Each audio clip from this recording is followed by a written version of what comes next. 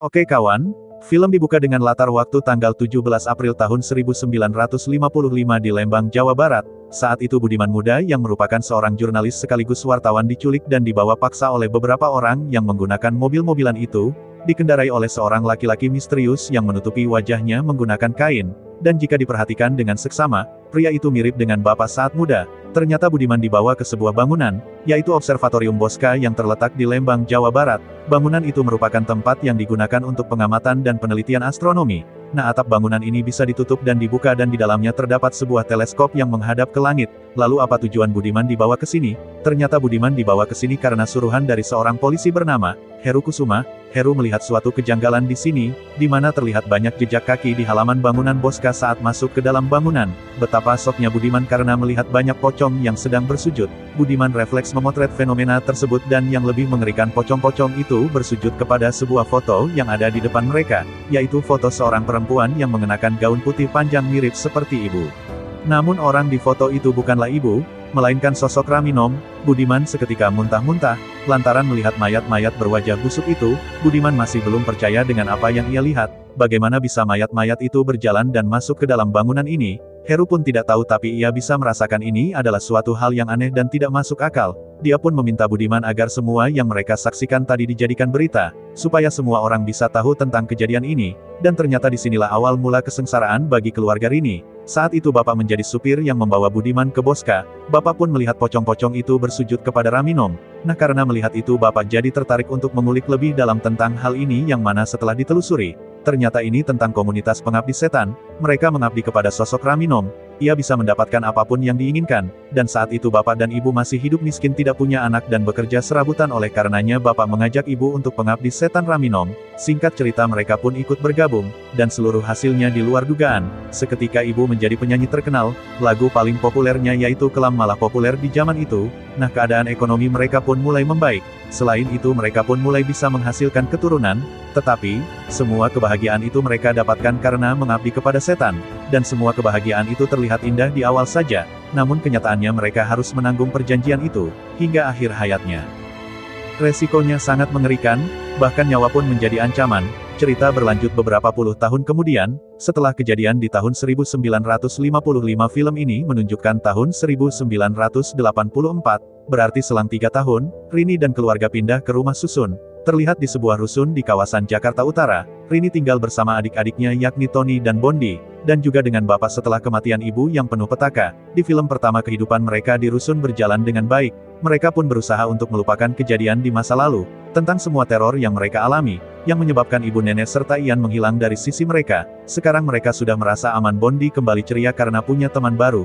Tony senang dapat motor baru. Di film pertamanya Tony rela jual motor demi membantu ekonomi keluarga, dan kini sudah mendapatkan pekerjaan, sedangkan bapak setiap hari keluar rumah dengan alasan bekerja. Entah pekerjaan apa yang bapak lakukan yang anak-anaknya tahu. Bapak selalu pulang sore sambil membawa kopernya, dan koper itu langsung dimasukkan ke dalam lemari, dan selalu dikunci dari dulu sampai sekarang. Dan Rini mendapatkan beasiswa kuliah dari perusahaan tempat ia bekerja. Dia bisa kuliah secara gratis, namun dengan syarat Rini harus meninggalkan keluarganya, karena harus tinggal di asrama. Rini pun bimbang untuk mengikuti tes beasiswa itu. Ia khawatir dengan adik-adiknya. Di rusun mereka tidak ada yang jaga. Bos ini mengatakan jika adik-adik Rini sudah besar, mereka bisa jaga diri, dan lebih baik Rini fokus dengan masa depannya sendiri. Demi merubah nasib keluarganya, dengan perasaan bimbang Rini bergegas pulang ke rumah.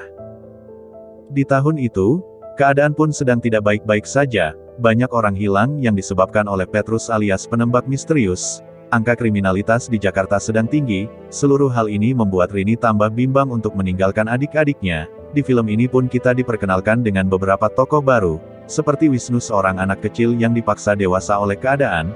Dulu bapaknya sering mukulin ibunya, sehingga suatu hari rumah mereka kebakaran, dan Wisnu tidak mau menyelamatkan bapaknya karena dia sering menyiksa ibunya yang bisu. Karena rumahnya hangus terbakar, kini Wisnu pun tinggal di rusun dan menjadi tetangga Rini.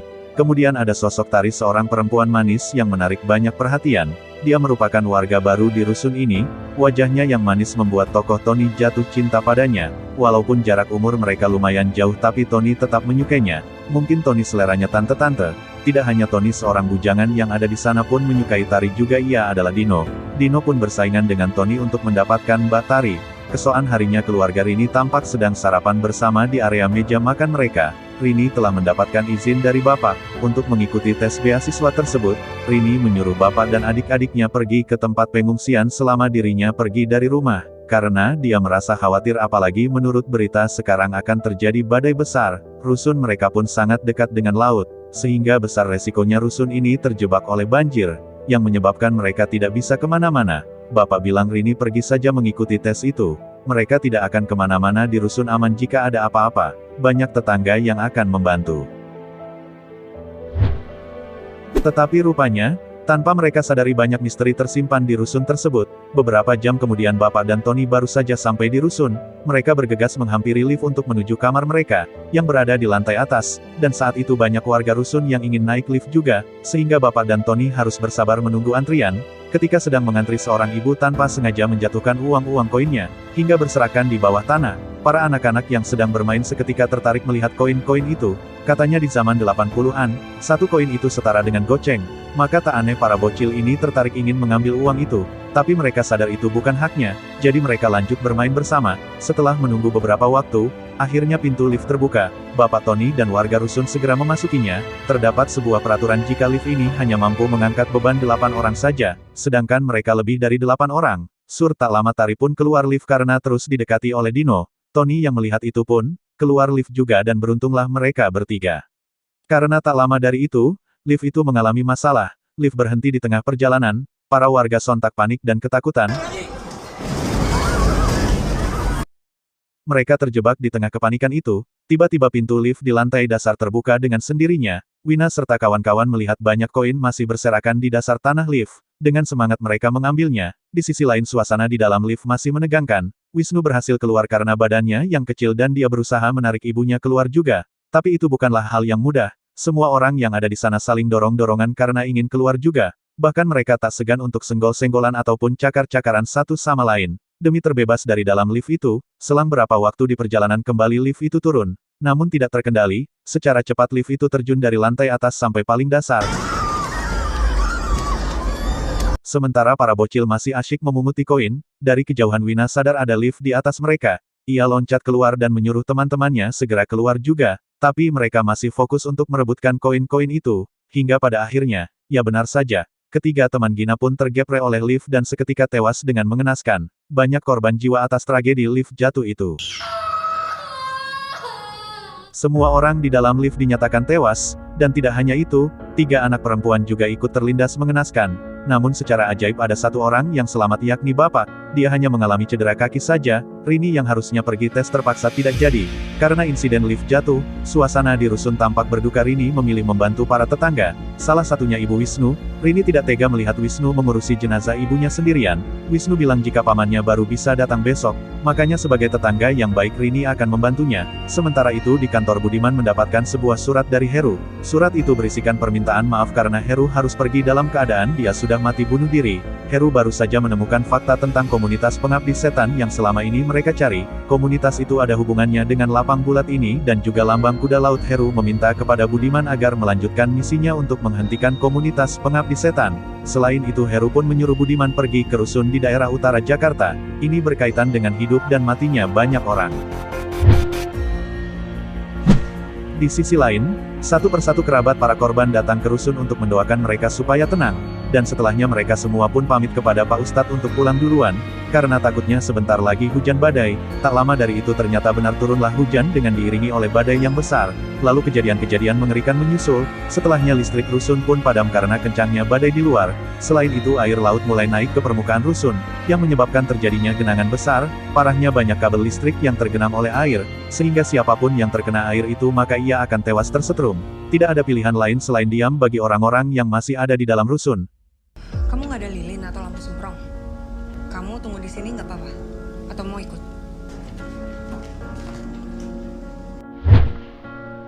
Namun teror tak hentinya bermunculan mereka yang mati kemudian menjadi hantu-hantu pocong. Sepanjang film, penghuni rusun banyak yang tiba-tiba menghilang, menambah suasana sunyi serta kegelapan entah kemana mereka semua pergi. Di rusun hanya tersisa keluarga Rini, Wisnu, kawan-kawan Bondi, Tarifino, dan Pak Ustadz saja, satu persatu misteri mulai terbongkar dikuak oleh masing-masing pemeran termasuk soal sejarah rusun tersebut, yang ternyata rusun ini tempat para berkumpulnya anggota pengabdi setan. Bisa dipastikan semua orang yang tinggal di rusun itu adalah komunitas pengabdi setan, kecuali orang-orang yang meninggal di dalam tragedi kecelakaan lift. Mereka akan melakukan agenda besar-besaran di tanggal 17 April setiap 29 tahun sekali, yaitu memanen jiwa. Jadi selama ini para warga rusun pura-pura ramah kepada para pendatang baru supaya mereka tidak pergi dan akhirnya bisa dipanen jiwanya. Ini tentu saja puncaknya adalah ketika Rini membuka koper rahasia yang selalu dikunci dalam sebuah lemari oleh Bapak. Rupanya Bapak adalah dalang alias orang yang mengajak ibu ikut dalam penyembahan atau pengabdian pada setan. Setelah merilis lagu Kelam Malam barulah pakaian ibu berubah menjadi seperti Ramenom. Sering menggunakan gaun putih panjang dan tudung seperti ini padahal sebelumnya ibu tidak berpakaian seperti itu.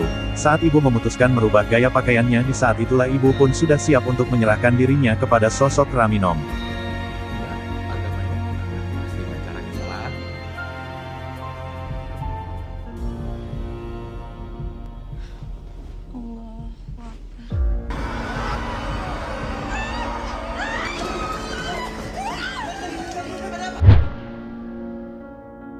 Rini menunjukkan koper milik si ayah, yang berhasil dia curi. Ia mencoba mengotak-atik nomor koper itu untuk membukanya. Setelah dibuka bau busuk sangat menyengat keluar dari dalam koper itu ternyata isinya adalah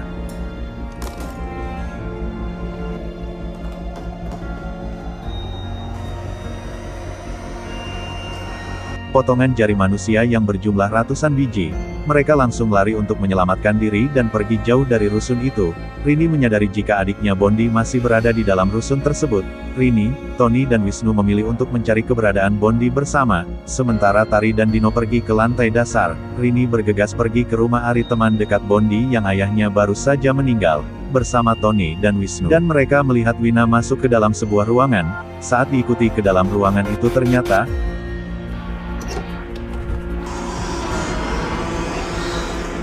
mereka bertiga langsung lari mencari keberadaan Bondi yang ternyata sedang ada di lantai 13.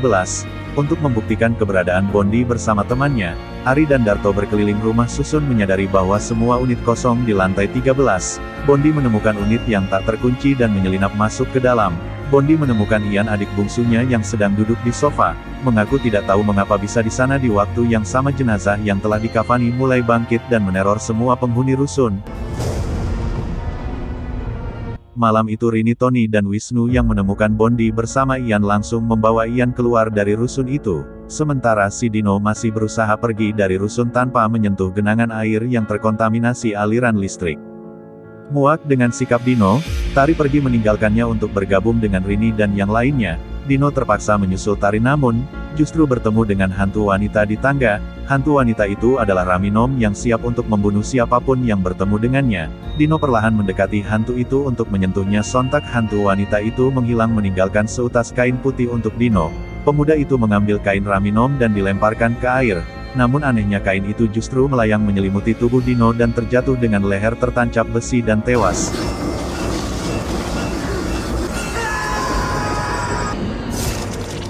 Seketika Tari yang mencari keberadaan Rini justru diserbu kawanan pocong yang mengerikan. Tari berlari hingga berpapasan dengan Ustadz Mahmud. Pria ahli ibadah itu memeriksa ke arah tangga yang katanya Tari ada pocongnya karena Ustadz Mahmud tak kunjung kembali. Tari pun menyusulnya dan ternyata Tari bersembunyi di loker sampah hingga kakinya kesulitan untuk berpijak. Dari atas kepalanya muncul sosok pocong yang memuntahkan janin bayi. Tari yang ketakutan terperosok ke lantai dasar loker hingga tubuhnya terlipat dan mati di tempat. Sementara itu Rini dan teman-temannya bertemu dengan ayah Bari yang jalannya sempoyongan melihat ada yang di belakang Rini. Bari langsung menggila dan menyerang anak itu secara membabi buta. Lampu semprong yang dibawa Rini pecah dan mati membuat mereka terpisah satu sama lain. Di tengah kegelapan mereka lari berhamburan karena dikejar mayat-mayat korban kecelakaan lift yang bangkit. Sosok-sosok berjubah hitam menampakkan diri untuk mengejutkan para manusia dan menangkap mereka saat menuruni tangga. Rini dipukul oleh sosok hitam tersebut hingga jatuh pingsan. Saat tersadar Rini terbangun di lantai 14 yang tersembunyi. terlihat si kecil yang tengah berkomunikasi dengan sosok berjubah hitam dengan bahasa isyarat rahasia. Di belakang mereka berdiri ibu dan mayat korban kecelakaan lift yang berhasil dibangkitkan. Ian menyuapi Rini dengan daun yang membuatnya terlena dalam mimpi. Untungnya Rini kembali tersadar dan memuntahkan daun itu. Ayah Barry dianggap lalai dalam menjalankan tugasnya dan dieksekusi mati. Tubuh Barry ditarik oleh 4 ekor kuda dari 4 arah yang berbeda hingga tewas terbelah. Saat Tony diikat, Budiman dan Wisnu datang ke lantai tersebut. Budiman menembakkan pistol ke sosok-sosok berjubah hitam, serta melemparkan biji saga hitam ke arah kelompok pocong agar tidak memberontak dan mengarahkan wanita itu terlempar ke atas. Tak berdaya dibuatnya. Rini yang tersadar langsung memukul Ian dan bergegas turun ke lantai bawah. Rini dibantu Ari dan Darto menuju ke perahu yang dibawa Budiman. Setelah melalui pengalaman mengerikan semalam, mereka berhasil diselamatkan untuk kedua kalinya oleh Budiman.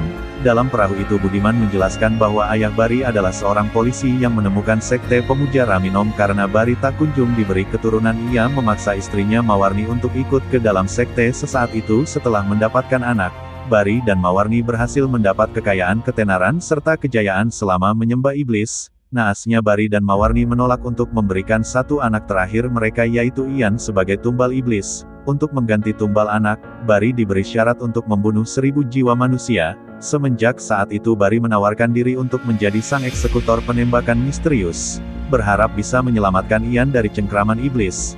Namun karena 1000 jiwa yang dijanjikan tak berhasil dilaksanakan, iblis merebut paksa dan menjadikannya sebagai anak Raminom. Budiman menegaskan jika sasaran kemarahan sekte itu sebenarnya adalah Barry, namun malah Mawarni yang jadi korbannya. Dan film pun selesai. Jangan lupa untuk like, komen dan subscribe channel ini ya kawan.